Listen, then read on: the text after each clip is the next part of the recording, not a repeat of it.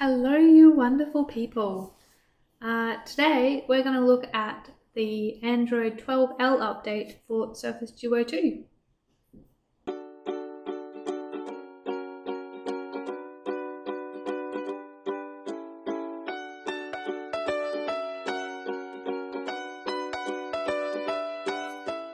So I got the update yesterday. I downloaded it, and after the update, my phone was acting really weird.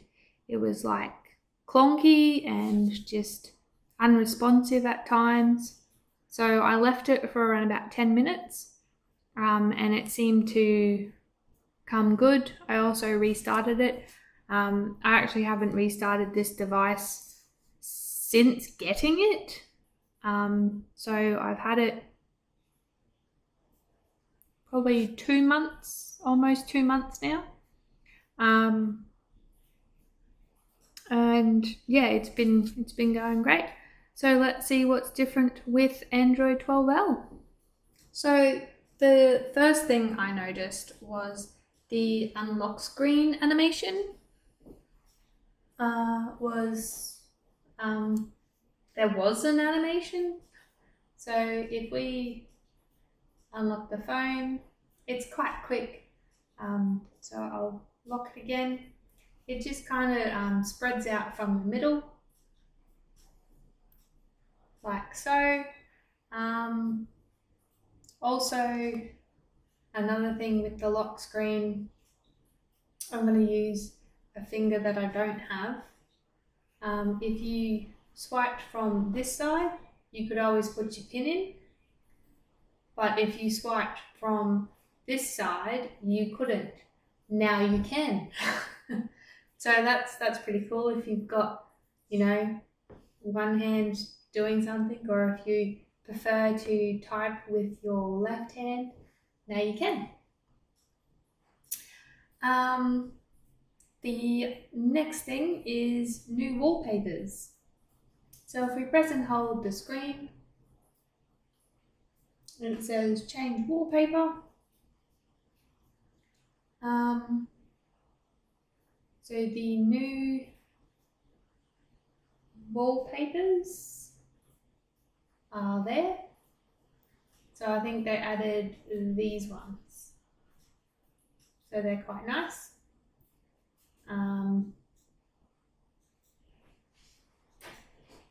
And leading into that, you now have a color palette. So if you go choose a color palette, you have accent colors, wallpaper theming. So all mine could change to blue, or I could get yellow. So these colors are actually taken from your wallpaper. I'm going to stay with purple. And then these are just pastel colors that are generic. I'm not actually sure if they change. Yeah, they do. So with dark theme off, they actually change to blue, red, green, and purple. These are still from your wallpaper. And yeah, just with dark theme on, they go to pastel, because I guess that just looks a little bit nicer with the dark theme palette. So there you go. The next thing we're going to look at is press and hold. They added some new widgets. So there's new clocks, I'm pretty sure. I saw, yeah, there we go. There's a couple new clock widgets. There's been heaps kind of added. You can browse through them. and see what you like. So another thing that I'll just show you, I'll bring up my app drawer. I'll just pin this to the home. I like a clean screen, so I didn't have anything up here. But if you actually open Spotify and then close it, the closing animation goes back into the Spotify icon, which is kind of nice. If you say opened an app from your taskbar down here, it does not do that. It just goes back into this center because your taskbar moves. Like, it just makes sense. Like, it's, why would it go back there when it's not there anymore, sort of thing. So yeah, that's a nice feature. The next one is the notification panel. So as you probably have seen, this looks totally different. I'll put a side by side of what they did look like. I quite like it. It's easy to read. Everything's, you know, there. You can change wherever these are for your liking, your preference. And then the 4 up here, you normally only get around about 2, maybe sometimes 3. So I do like how they space those out, and we're able to give you more options. Okay, when a new notification comes in, you can actually now, these look different too, by the way. I love all the round edges, makes it look nice. But you can actually now click and hold and open it into whatever screen you would like to. Before, you could only do this if the notification just popped up.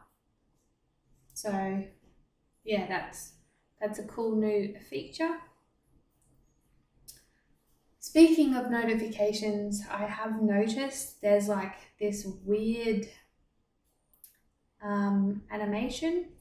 Like, I was watching YouTube this morning and notification popped up, which was nice.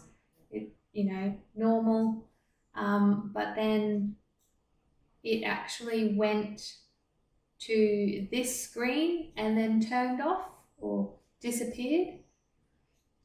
So yeah, that was a little bit weird. I'll keep an eye on it and see how that goes. Quick settings. Your Spotify app actually comes in under the quick settings, and yeah, obviously you can open it from there. You can, so your Spotify or YouTube Music or YouTube can actually come up under the notifications panel. And you can click on phone speaker. You can change it to, like, that's my car, that's my computer, or you can use your phone speaker. So that's a nice feature. Swiping back out of that, the next different feature, if you swipe back into notifications, go to settings. This totally looks like Windows 11 settings now. I'll do a side by side. But yeah, it's a lot neater, a lot nicer. They've definitely put their mark onto Android now, which is nice. And yeah, I think it looks 10 times better.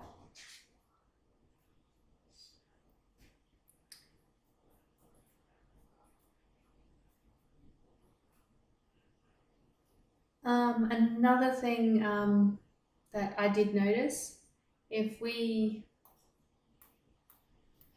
open Twitch,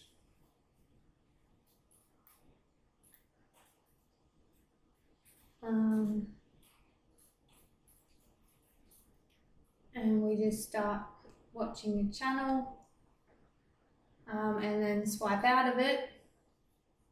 This Twitch screen, curved edges, just keeping the design language throughout the process. I reckon it looks really nice, the picture in picture. And yeah, you can move that. You could move it before as well.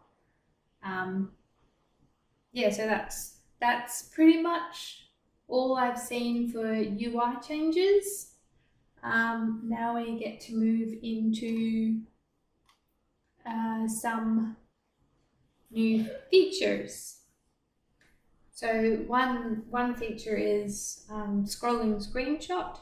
So if I open Edge there and I press power and low,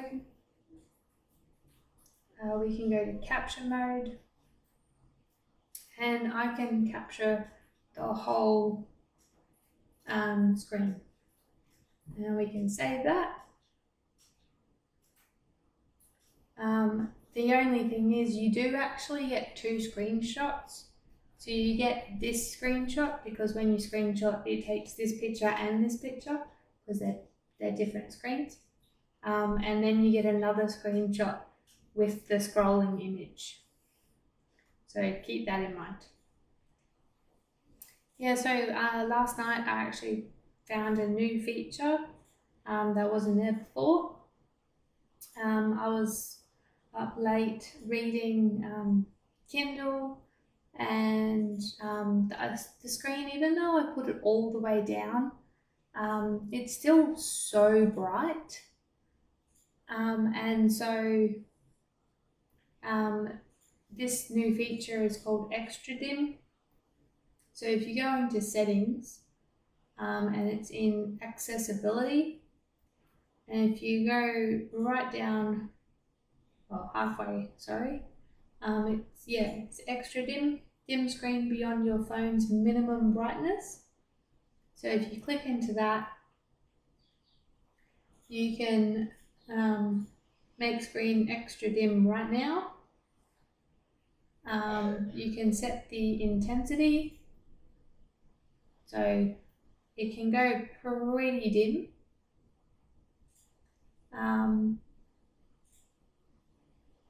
And there's an extra dim shortcut. So this actually puts it into your notification pane, but also has a little button down on the bottom of your screen. So it's there and you can toggle it on and off from there. So it's kind of a cool feature.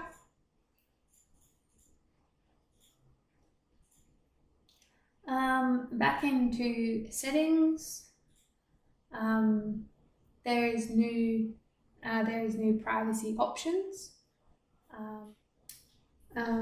which allows you to actually turn your mic off, turn your camera off, so no apps can use it. You can actually go to privacy dashboard and see what apps are using your location, what apps are using your camera, and what apps are using your microphone. And so you can monitor that. So that's pretty beneficial. The other feature is Chrome. So I never really use Chrome much anyway, but if we go into Chrome and we span it, and these 3 little dots, you can press new window, and now you can have 2 instances of Chrome running at the same time.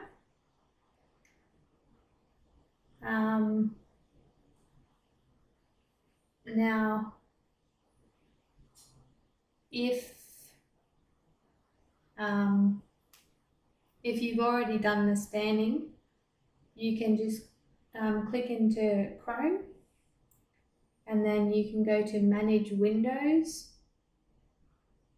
and then press new window, and yeah, you can scroll through Chrome on both screens now.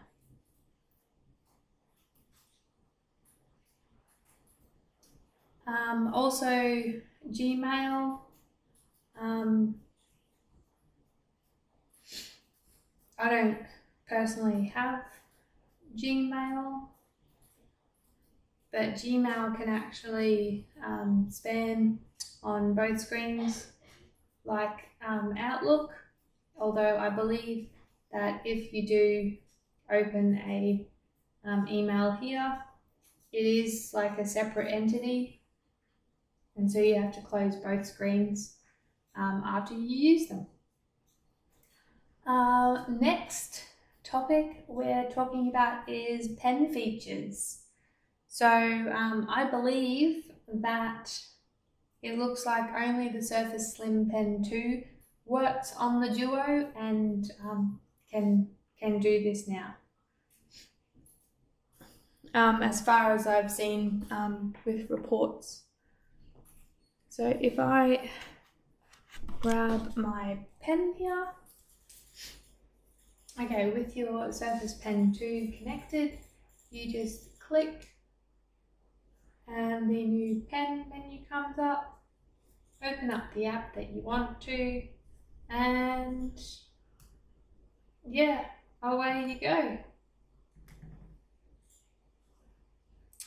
It does actually have pretty good pen sensitivity, and the line strokes are pretty good. It's pretty a nice experience. The only thing it doesn't have is the haptic feedback that you get on the Surface Laptop Studio, which is a shame. But yeah. To change the settings or the pen menu, you can just click settings, and then click whichever one you want. And so if I wanted to get rid of OneNote, and we can change that to the calculator. Don't know why you would, but you can do that. And yeah, all your options and apps are there to play with. It works very good. Okay, well, one of the last things I want to talk about is the camera. So the low light pictures have really improved. This picture was taken in a very dark room underneath a bed. This picture was with the flash, and this one is without the flash, and I reckon they look pretty good. There's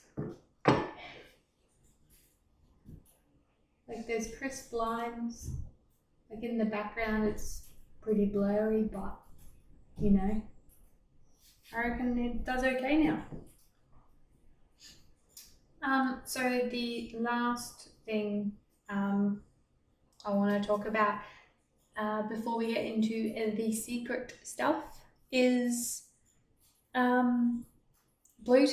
So a lot of people have been having problems with Bluetooth, connecting, disconnecting, reconnecting.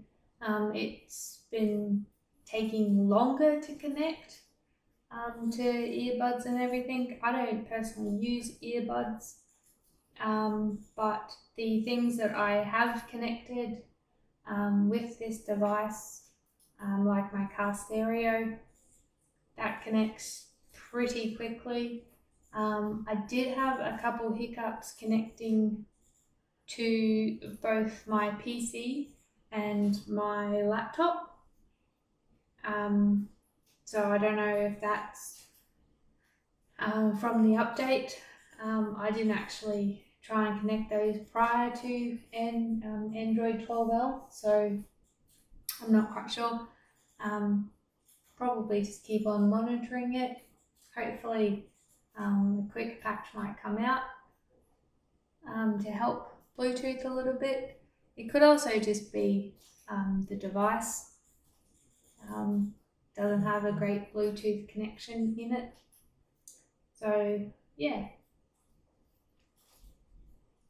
Okay, on to the secret stuff. So the first secret thing I want to talk to you about is Microsoft Teams. I use Microsoft Teams a lot for my work, and apparently you can start a call on your laptop and then carry it onto the phone. I haven't personally got this working, and I personally can't show you because my Teams is for work and privacy and that. But I will have a little update maybe in the comments later on to see if I can actually fully get it working. And the last thing is the remote desktop. So Microsoft was a little bit hush-hush, but it is actually written in the notes. I'll put them up on the screen. And same with the Teams calling. To do this, first, you need to go to your settings. So press start, settings, go all the way down to about, click on about, go down and go to build number. Click this multiple times until it says developer options is enabled. And then press back, go up to, then after that's done, you can go up to system, and then you'll have a developer options there. Click on that, scroll right down to the bottom, and then go up until you find force desktop mode and make sure that's turned on. Then you need to go to your Play Store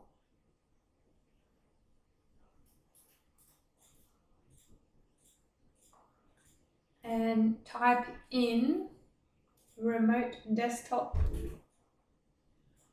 and it's this one, remote desktop by Microsoft. Click on that, install it, then you can open it up.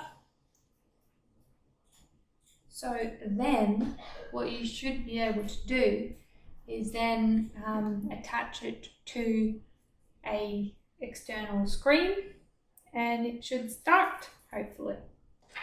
So I've got my little dock here.